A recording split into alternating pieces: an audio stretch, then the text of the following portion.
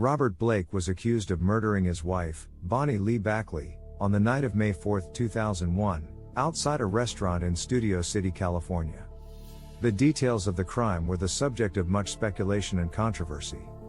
The discovery and investigation of the murder of Bonny Lee Bakley involved a series of events and actions by law enforcement.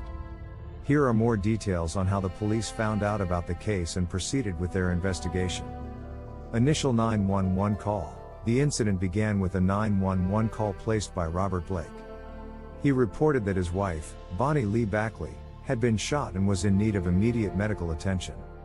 This call prompted a swift response from the police and emergency services. If you enjoy our content, please like and subscribe. Leave a comment down below if you have any true crime suggestions. Police officers and paramedics arrived at the scene outside the restaurant in Studio City, California. They found Bonny Lee Bakley in the car, critically injured from a gunshot wound. Despite their efforts to save her, Bakley was pronounced dead at the scene. The police secured the crime scene, which involved cordoning off the area to preserve any potential evidence. They also began questioning witnesses and gathering information from those present at the restaurant and in the vicinity. Investigators spoke with witnesses who had been at the restaurant or nearby at the time of the shooting. These witness testimonies provided critical information about the events leading up to the incident and what they may have heard or seen. Robert Blake was immediately interviewed by the police as the spouse of the victim and the person who had reported the shooting. He provided his account of the events leading up to the shooting, including his claim that he had left Bakley in the car and returned to find her wounded. Investigators collected physical evidence from the crime scene. This evidence included any available forensic clues, such as gunshot residue, fingerprints, and any other potential evidence that could help determine the circumstances of the shooting. Robert Blake and Bonny Lee Bakley had dinner at a restaurant that night. After they finished their meal, Blake claimed that he left Bakley alone in their car while he went back into the restaurant to retrieve a gun he had left behind. He stated that when he returned to the car, he found Bakley shot and called 911. Bakley was pronounced dead at the scene. The murder weapon was never recovered, and this was a significant point of contention during the trial. The absence of the firearm made it difficult to establish conclusively whether it was Blake who had fired the fatal shot. Suspicion was cast upon Robert Blake due to several factors.